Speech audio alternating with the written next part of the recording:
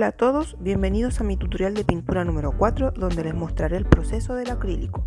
Los materiales básicos son pinceles, mezclador, acrílico, la foto de referencia y el soporte. En los ejercicios que les mostraré, utilizaré como soporte 2 trozos de cartón que preparé con cola fría para imprimir o sellar e impedir que el acrílico entre en las capas del cartón. Y ahora vamos a ver el proceso. Comienzo a realizar el dibujo con un pincel plano y algún color que contraste con el fondo. Si se fijan, uno de los soportes está manchado. Esto es porque realicé previamente una prueba para comprobar si el cartón imprimado con cola fría resistiría el proceso pictórico con acrílico. Este tipo de soporte nos ayuda a abaratar costos y materiales para realizar ejercicios pictóricos o bien para crear obras en momentos en que no contamos con soportes tradicionales. De igual forma podemos agregar tela y realizar la imprimación con cola fría si es que no nos parece cómoda la textura del cartón. El dibujo lo realizo mirando la foto de referencia y guiándome por la estructura geométrica del modelo, proceso de dibujo que pueden revisar en mi tutorial de dibujo 1 y 2 que encuentran en mi canal. Como les comenté, en estos ejercicios estoy probando este tipo de soporte y en la pintura de la derecha utilicé aguadas, en este caso con agua. La aguada es trabajar la pintura de forma más diluida, lo que otorga fluidez y transparencia. El acrílico tiene su diluyente, pero al ser una pintura de base agua, la podemos diluir de igual forma con agua. Pero en este ejercicio me doy cuenta que la cola fría se tiende a mezclar un poco con la aguada, por lo tanto continuaré más adelante sin diluir para no tener problemas con el soporte. Los ejercicios que verán en este video tienen el mismo modelo de referencia, pero los trabajaré en acrílico de manera distinta. La pintura de la derecha la realizaré mediante la exposición de la mancha del pincel y un contraste mayor de los tonos que utilice. Esto dará como resultado un ejercicio más lejano de lo real, pero no por ello de menor valor pictórico.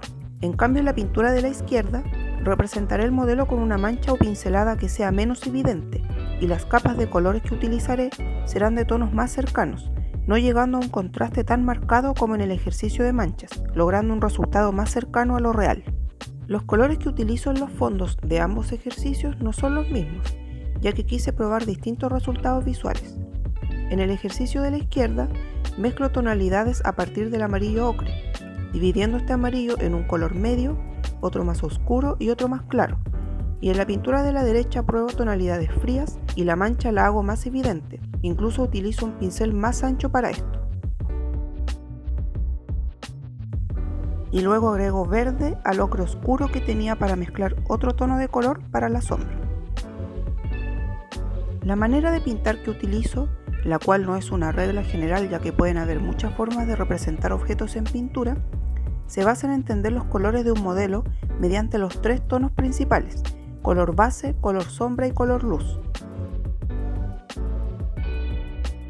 En los ejercicios del video nos encontraremos que en la tela del modelo el color base es un tono cerúleo, el color sombra será un tono entre azul oscuro que puede variar a violeta y el color luz será azul cerúleo, que variará con 2 tonos de azul hasta el blanco. Por lo tanto, al momento de pintar cualquier modelo hay que definir estos 3 tonos, pero si analizamos bien nos daremos cuenta que el color base no es solo uno, así como tampoco veremos un solo tono sombra ni de luz de un objeto. Y una pintura es más atractiva si somos capaces de captar más de un tono en estas 3 divisiones. En ambas pinturas, el color base, que es el cerúleo ya aplicado, es una mezcla entre el cerúleo y el blanco. Y para la sombra utilizo el mismo celeste pero le sumo violeta, para lograr la primera sombra del ejercicio de la izquierda. Para lograr ser capaces de analizar de esta forma un modelo, es necesario que aprendamos a definir las tonalidades de los colores, ya que por ejemplo la sombra de un color rojo la podemos llevar hacia el café, siendo cálida, o hacia el violeta, incluso azul, tornándose fría. Y para saber cómo llegar a estos tonos debemos conocer, además, las mezclas de los colores.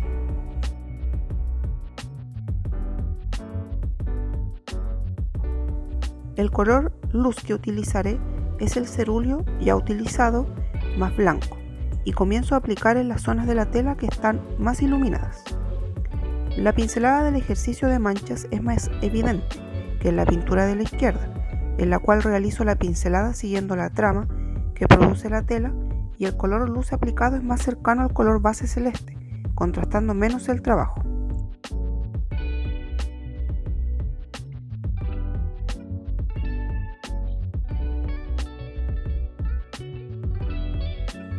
En este momento preparo otro color sombra, más oscuro, al utilizar azul ultramar y un poco de negro en el ejercicio más real.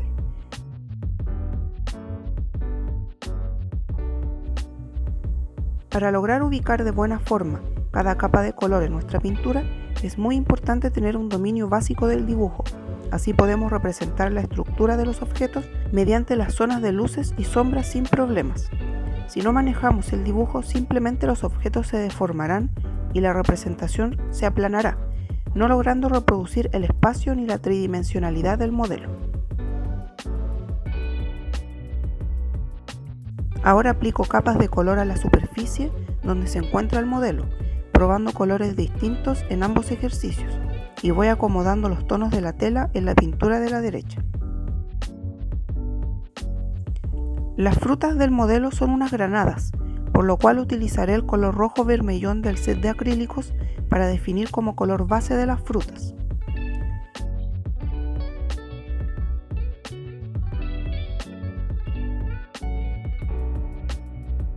Si se fijan, estos acrílicos no son tan cubrientes. Esto significa que la pintura es algo transparente, razón por la cual puede verse aún el soporte. Para solucionar esto, simplemente debemos aplicar más de una capa al color base inicial, aunque es posible en ocasiones integrar el color del soporte dentro de nuestra pintura. El primer color sombra que defino en la fruta, en el ejercicio de manchas, es una mezcla del rojo vermellón más violeta y un tono tierra, mezcla que voy aplicando con una pincelada que muestre la estructura de las sombras, dándole forma a la granada. Y luego retoco nuevamente el color base. En el ejercicio más real, aplico más capas base con el vermellón a las frutas, y mientras espero que seque, avanzo dándole textura a la base café utilizando pincel seco, técnica tradicional en pintura que significa el usar el pincel con poca pintura y un poco más seca, la cual deja una pincelada texturada que se puede utilizar para diversos casos. El pincel seco lo utilicé también en la base del ejercicio de manchas. Continúo retocando las capas ya aplicadas considerando la transparencia de la pintura. Lo cubriente de una pintura va a variar por marca. En este caso yo estoy utilizando acrílicos de Graf, que es una marca de bajo costo pero de buena calidad. No es de las mejores, pero sirve para realizar buenos resultados sin problemas. Las marcas de mayor valor generalmente tienen opciones de transparencia en su pintura, que van de colores opacos hasta transparentes. En el ejercicio de la izquierda ya comienzo a definir las capas siguientes y aplico una mezcla del rojo vermellón más amarillo medio para obtener un segundo color base, pero acercándome hacia las luces, capa que es bien cercana al primer color aplicado. La poca diferencia entre capas implicará que el trabajo demore un poco más en su desarrollo, ya que deberemos aplicar mayor cantidad de ellas, pero nos permitirá acercarnos a una representación más realista.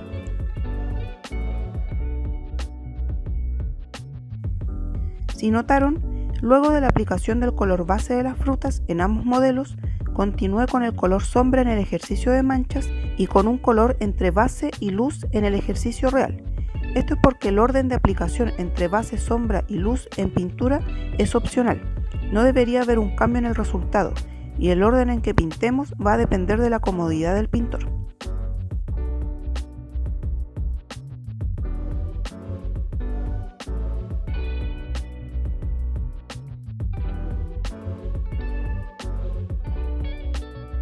Con el trabajo de una correcta trama del pincel y el juego de tonos que utilicemos, lograremos la traducción del material, que es básicamente el lograr producir en pintura la sensación que nos puede producir el material con el que está hecho un objeto, ya que no trataremos de la misma forma la pincelada para pintar un trozo de madera y el pelaje de un animal.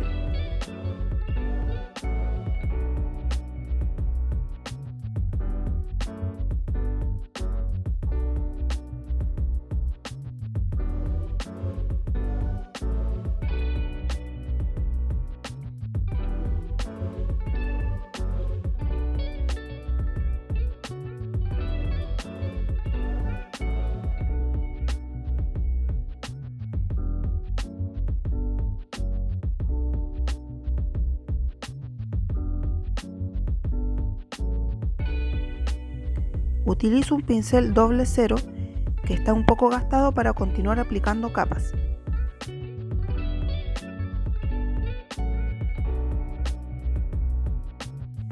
La pintura en acrílico tiene la particularidad de que al momento de secar oscurece un poco, por lo cual hay que tener cuidado, por ejemplo, al preparar tonos sombra, de no excederse en el color que oscurecerá la mezcla, ya que la pintura luego de aplicada se hará más oscura de lo preparado.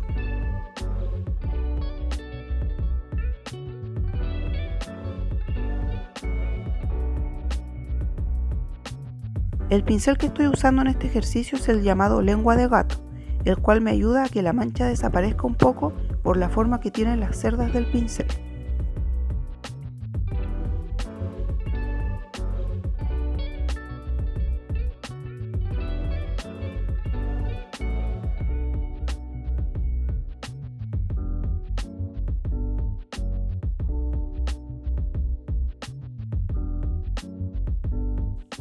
Continúo ahora con un color luz en el ejercicio real, color al que llegué mezclando rojo vermellón, una pequeña cantidad de celeste y blanco. La tonalidad de esta zona tiene una pequeña inclinación hacia tonos azules y violetas, razón por la cual agrego un poco de celeste. No agrego azul directamente porque este oscurece un poco las mezclas. Y rojo vermellón, tonos tierra y blanco para el trabajo de manchas. Esta diferencia entre el azul cerúleo y los tonos tierra en las dos mezclas produce que una sea más fría gracias al cerúleo y la otra más cálida gracias a los tonos tierra.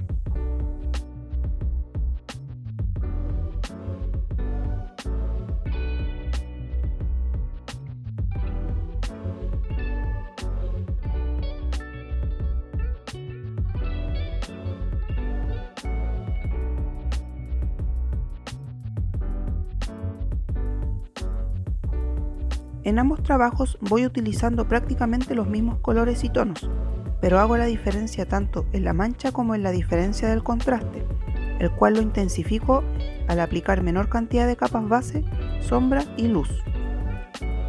Es importante entender que la cantidad de capas es opcional, pero lo ideal es que entre ellas no se vayan cubriendo totalmente.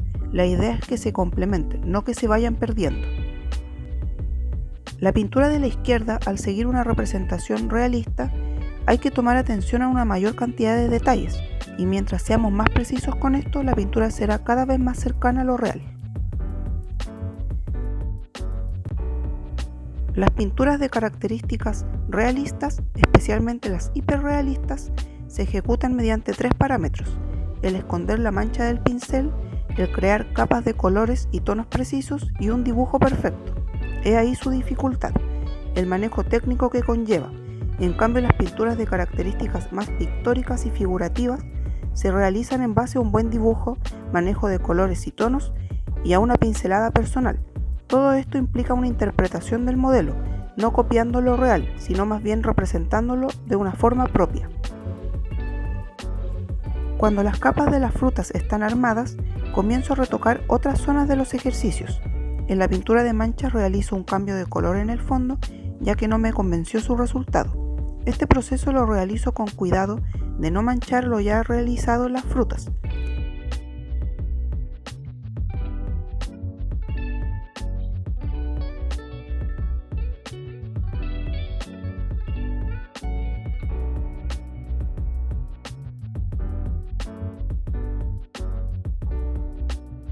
De igual forma, cambio el color de la base en el ejercicio de manchas, volviendo a definir capas base, sombra y luz.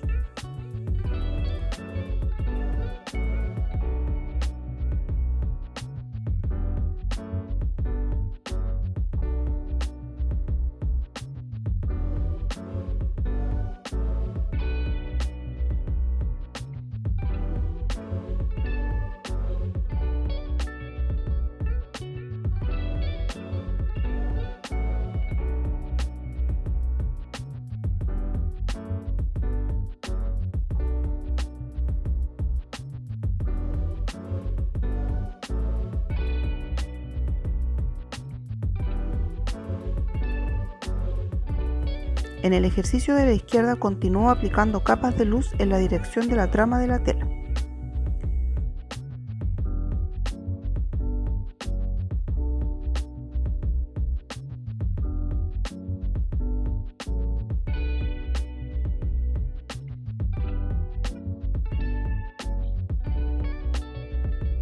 Con un pincel muy delgado realizo líneas para asemejar la trama de la tela y utilizo una aguada para que sea más fácil aplicar estas líneas porque esta tiene mejor fluidez.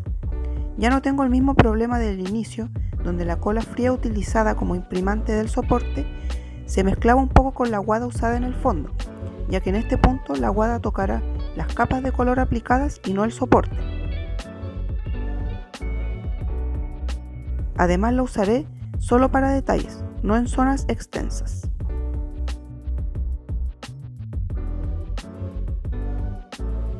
Gradualmente voy agregando y aumentando capas de color que vayan ajustando cada vez más la traducción de la materialidad de los objetos del modelo en ambos ejercicios. Y si se dan cuenta, a la pintura de manchas le aplico detalles de igual forma que el ejercicio real, pero hago una síntesis de ellos, tomando solo aquellos que me interesen para interpretar la textura. En cambio, el nivel de detalles del trabajo de la izquierda son mayores, ya que estoy realizando una copia de lo que veo en la foto de referencia. Normalmente se tiende a pensar que el realismo tiene una mayor dificultad que el tipo de pintura de la derecha, pero esto no siempre es así. Personalmente pienso que tienen el mismo nivel de dificultad. Pero los trabajos que realicemos basándonos en lo real van a ser una copia de algo, lo que implica que el proceso interpretativo de la imagen es mucho menor que en una obra en la cual realicemos una interpretación pictórica personal. Ambas técnicas tienen su valor en sí mismo y la dificultad la tendremos en manejar todos los puntos que les comenté sobre el proceso pictórico y de dibujo para ambos tipos de resultados.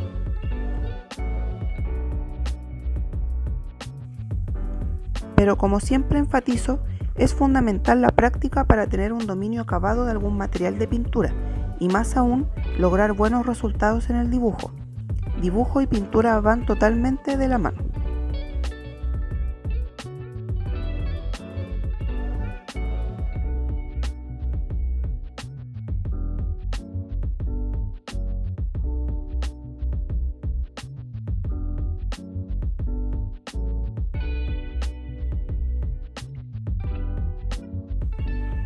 Espero que les haya servido ver el proceso de estos dos ejercicios y se animen a practicar y crear.